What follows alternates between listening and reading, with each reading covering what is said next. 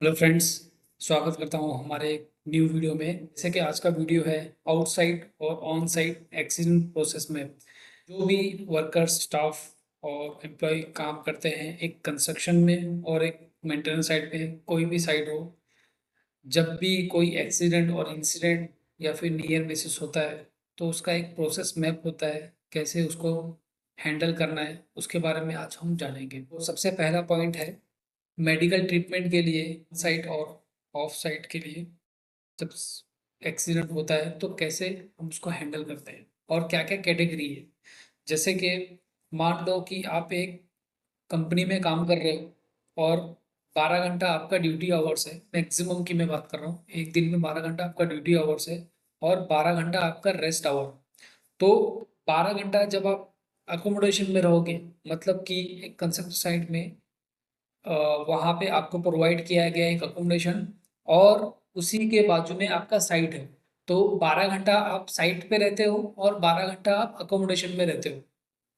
ठीक है। तो जब आप 12 घंटा अकोमोडेशन रहते हो उस टाइम पे हम लोग क्या चीज़ देखना चाहिए एक एक्सीडेंट और इंसिडेंट होने के टाइम पे, और जब आप साइट पे रहते हो वहाँ पे कोई एक्सीडेंट और इंसिडेंट होता है तो हम क्या देखेंगे। ठीक है। तो स्लाइड नंबर देखेंगे हम लोग 3 और 4 में हमको बताया गया है जब हम अकोमोडेशन में रहते हैं तो हमको क्या करना है।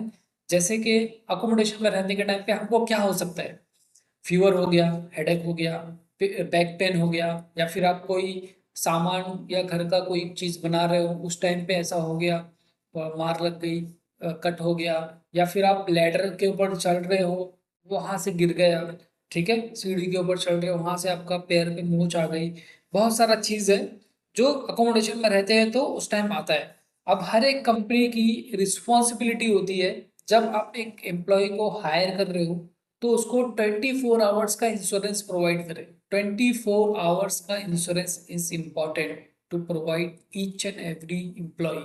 अब बहुत से एम्प्लॉय इसके अंदर में प्रोवाइड नहीं करते हैं, बहुत सी कंपनी अपना रूल्स रेगुलेशन अलग बनाती है, बट अगर आप एक आदमी को अकोमोडेशन प्रोवाइड कर रहे हो तो उसका full take care responsibility company की होती है। उसी तरह एक ऑन साइट पे जब आप कोई बंदा आपका लेबर या फिर कोई भी स्टाफ अगर काम कर रहा है तो एक कंपनी की रिस्पॉन्सिबिलिटी होती है कि उसको एक्सीडेंट और इंसिडेंट का पूरा ट्रीटमेंट प्रोवाइड करें। ठीक है।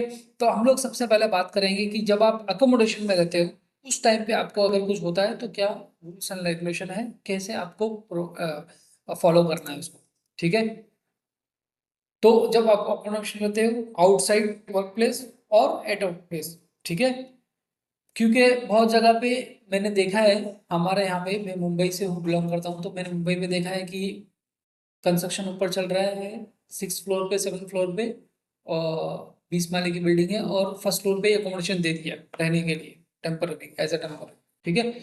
तो बोथ केस में ही वो अकोमोडेशन ही माना जाएगा, क्योंकि आप 24 आवर्स ही एक ही बिल्डिंग में रह रहे हो। ठीक है। Both sickness treatment, both treatment क्या होगा, are covered by the insurance. जो भी इंश्योरेंस आप प्रोवाइड कर रहे हो कवर होना चाहिए, XYZ इंश्योरेंस जो भी होगा, या फिर क्लिनिक होगा या बड़ा हॉस्पिटल होगा। ठीक है। आप छोटा क्लिनिक में भी टाइप कर सकते हो, एक एम्प्लॉयर का रिस्पॉन्सिबिलिटी है कि टाइप करके रखना एक छोटा क्लिनिक्स में भी, और उसी के साथ में एक हॉस्पिटल के साथ में भी। क्योंकि छोटे क्लिनिक में हो सकता है कि वैसी फैसिलिटी नहीं है, कोई सर्जरी को सही करना ये सब की फैसिलिटी नहीं होगी, तो बिग हॉस्पिटल में भी हम लोग का टाइप होना चाहिए। उसी तरह जो आपका इंश्योरेंस होगा वो आपके इन कोई भी आईडी होगा आपके पास में, जो भी नेशनल से आप हो, जो भी कंट्री से हो। जैसा अभी आप इंडिया की बात करो तो उधर पे आधार कार्ड होगा, पैन कार्ड होगा, वो लिंक होना चाहिए आपके इंश्योरेंस कार्ड से। अगर आप दुबई की बात करो तो यहाँ पे इमिरेट्स आईडी है। अगर आप पाकिस्तान की बोले तो उधर की एक कोई दूसरी आईडी होगी। हर एक जैसा ही आप सऊदी की होगी तो उधर एक का आईडी कार्ड, या फिर जो वहाँ पे इकामा बोलते हैं उससे आपका लिंक होना चाहिए आपका इंश्योरेंस। ठीक है। There will be no separate insured card होना चाहिए, क्योंकि एक आदमी कितना ही कार्ड लेके घूमेगा, तो इसके लिए सेपरेट कार्ड नहीं होना चाहिए, उसी के साथ लिंक होना चाहिए। अब बात करते हैं कि कैसे आपको वो कार्ड को फैसिलिटेट करना है, कैसे उसको यूज़ करना है। तो कोई भी क्लिनिक में जब आप जाते हो तो वो कार्ड आपको शो करना है। उसके बाद उसके पहले अगर सपोज करो आपके अकोमोडेशन पे कंपनी अगर बहुत अच्छी है, जैसे हमारी कंपनी में कैसा होता है, जैसे अकोमोडेशन में ही हम लोग एक नर्स और एक डॉक्टर को अवेल कर देते हैं। मतलब एक टाइम ड्यूरेशन रहता है, 4 घंटे के लिए डॉक्टर हमारे यहाँ पे बैठेगा। तो किसी को भी कुछ प्रॉब्लम होती है जो नॉर्मल चीज़ है, जैसा हेडेक है, ओके, आदमी आके आपको देख लेगा। या फिर ऑन कॉल पे भी हम लोग का आदमी आके चेक कर लेता है कि एक वर्कर जो है वो आपको ये रूम में है और आ नहीं सकता है, तो हमारा डॉक्टर वहाँ पे आके चेक करता है। अगर सपोज करो कि डॉक्टर ने आके चेक किया और आप डॉक्टर के पास आए और आपने चेक करवाया, उस टाइम पे कुछ फाइंड आउट उसने किया और वो दवा से ठीक नहीं हो रहा है, तो वो क्या करेगा, आपको रिफर करेगा बड़े क्लिनिक्स में। जैसे कि एग्जांपल आप वो बोल सकता है कि आपकी हेल्थ इतनी अच्छी नहीं है, हमको आपको आपका इसका मेडिकल चेकअप होना चाहिए, जैसे अपना ब्लड टेस्ट होगा, ये सब चीज़ के बारे में, तभी मैं जाके कुछ मेडिसिन प्रोवाइड कर सकता हूँ। तो वो एक आपको रेफर लेटर देगा और रेफर लेटर लेके आप किसी के बड़े हॉस्पिटल में जाके या फिर कहीं पे भी जाके सोनोग्राफी या फिर अगर सोनोग्राफी की ज़रूरत है तो, या फिर ब्लड सेंटर में कहीं पे जाके आपका ब्लड कलेक्शन करवा के आप उसका रिपोर्ट लेके आके डॉक्टर को दे सकते हो, देन वो आपको मेडिसिन प्रोवाइड करेगा। ठीक है। अब इसके अंदर में बात आती है कि परसेंटेज कितने टाइप का, कौन कौन से टाइप का होता है और कंपनी क्या प्रोवाइड करती है, परसेंटेज कितने परसेंटेज देती है। तो हमारी जो कंपनी की अगर आप बात करते हो, हमारी कंपनी में 3 कैटेगरी है, A B C। Category A, category B, category C. अब जो हम लोग ने लेबर का जो कैटेगरी प्रोवाइड किया गया है, लेबर और फोरमैन का जो कैटेगरी प्रोवाइड किया गया है, वो कैटेगरी सी है। अब आप सोचो कि कैटेगरी सी क्यों है। से कैटेगरी सी इसके लिए है क्योंकि वो जो उतना उनकी सैलरी नहीं होती है, उस वजह से हम लोग ने उन्हें कैटेगरी सी में डाला हुआ है, ताकि 90% कंपनी प्रोवाइड करे और जो कैटेगरी सी में इन्वॉल्व होते हैं उसको 10% ही प्रोवाइड करना पड़े। जैसे कि अगर 100 रुपये का खर्चा होता है तो 10 रुपया आप दोगे, 90 रुपीज कंपनी देगा। ठीक है। उसी तरह अगर 10 रुपये का होता है तो 9 रुपया कंपनी देगा, 1 रुपया आप देना चाहिए।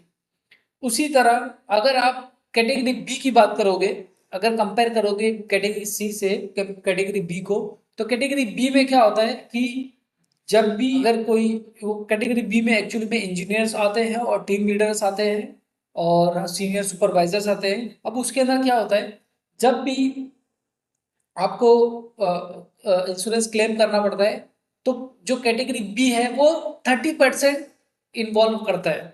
मतलब कि अगर आपका 100 रुपया लगा है तो कंपनी सिर्फ 70 रुपया देगा और आपको 30 रुपया देना पड़ेगा। समझ रहे हैं डिफरेंस। अगर यही एप्लीकेबल हमारे लेबर्स और फोरमैन को करेंगे तो हो सकता है उनके जेब से ज़्यादा पैसा जाए, जो कि वो नहीं दे सकते। इसके लिए कैटेगरी सी में उनको रखा गया और कैटेगरी बी में इंजीनियर्स और सुपरवाइजर और सीनियर सुपरवाइजर और टीम लीडर्स को रखा गया है। अब उसी तरह कैटेगरी ए की बात करेंगे तो कैटेगरी ए में जो मैनेजर्स और डायरेक्टर्स लोग आते हैं, अब उसके अंदर क्या होता है कि 50% देते हैं। 50% मतलब जैसे कि आपका 100 रुपया लगा है तो 50% कंपनी देगा और 50% आप दोगे, 50 रुपया कंपनी देगा, 50 रुपया आप दोगे। तो समझ गए बात। तो ये हमारी एक नॉर्मल सा, जब आप अकोमोडेशन में रहते हो तब का ये प्रोसेस है। बात करते हैं प्रोसेस में फॉर ऑन साइट। जब भी एक ऑन साइट की एक्सीडेंट और इंसिडेंट होता है तो वो सबसे पहला यहाँ पे बताया गया है, वो ट्रीटमेंट नहीं कवर होगा आपका इंश्योरेंस कार्ड से। मतलब जो अकोमोडेशन का इंश्योरेंस कार्ड होगा वो साइट के कार्ड से डिफरेंस होगा, कैटेगरी डिफरेंस होगी। क्योंकि हम लोग जो इंश्योरेंस होगी उसको डिवाइड करेंगे। वर्क रिलेटेड इंश्योरेंस अलग होगा, नॉन वर्क रिलेटेड इंश्योरेंस अलग अलग होगा। नॉन वर्क रिलेटेड मतलब जब आप अकोमोडेशन में हो, वर्क रिलेटेड मतलब जब आप ऑन साइट पे हो, तो उन लोग का कार्ड एक्सेप्ट नहीं होगा। सेकेंड चीज, आपको क्या फॉलो करना है जब आप साइट पे एक्सीडेंट इंसिडेंट होता है, तो क्या हमको फॉलो करना है, हम लोग को सेफ्टी ऑफिसर्स को, कंसर्न इंजीनियर को और फॉरमैन को और सुपरवाइजर को, टीम लीडर को, जो भी आपके पास अवेलेबल है, जिसका कॉन्टैक्ट नंबर है, आपको इमीडिएटली इन्फॉर्म करना है। अगर आप इन्फॉर्म नहीं कर सकते हो तो आपके साइट से कोई भी एक बंदा आपका कार्ड लेके इन्फॉर्म करना, यहाँ से मूव करके वहाँ चले जाइए, लेके जा सके, या फिर एम्बुलेंस को कॉल करना है तो हम एम्बुलेंस को कॉल करेंगे, ठीक है, based on the severity of injury. Next हम लोग बात करते हैं, जब इंजरी अब जो होती है दो टाइप की है, माइनर इंजरी होती है और मेजर इंजरी होती है। अगर माइनर इंजरी से कट लगा हुआ है तो हम नॉर्मल बेसिक सा फर्स्ट एड उसको कर देंगे। और अगर फर्स्ट एड करने के बाद में, जैसा भी आपका कुछ एक टाका लग गया, दो टाका लग गया, कोई आपका स्किन कट गया, डैमेज हो गया और एक दो टाका लग गया, तो आपने नॉर्मल फर्स्ट एड किया और फर्दर स्टेजेस के लिए अपने हॉस्पिटल को भेज दिया, ये एक माइनर है।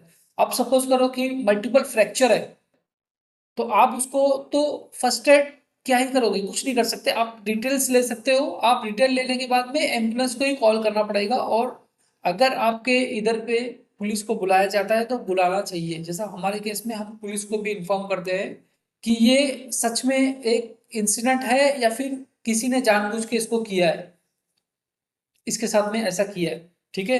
तो हम दोनों को इन्फॉर्म करते हैं और जल्दी से जल्दी इसको हॉस्पिटल में पहुंचाने की कोशिश करते हैं। अब मैं यहाँ पे सिर्फ गवर्नमेंट का क्यों इसलिए बोल रहा हूँ, क्योंकि गवर्नमेंट का जो फैसिलिटी है, उनके पास में इक्विपमेंट जो है वो बहुत ही ज़्यादा है।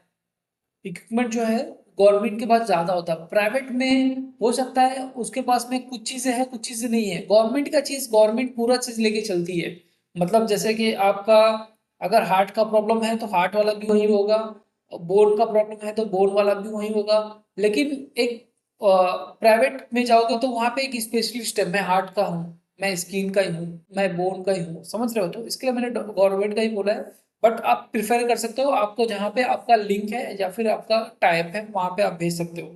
अब बात करूँ साइड पे, जब इंसिडेंट और एक्सीडेंट होता है तो उसका पैसा हम कैसे ले, कैसे करें। वो टाइप ऑफ इंजरीज माइनर और मेजर में होगा, वो कवर होगा वर्कमैन कंपनसेशन से, कवर होगा पे डायरेक्टली टू द ट्रीटमेंट।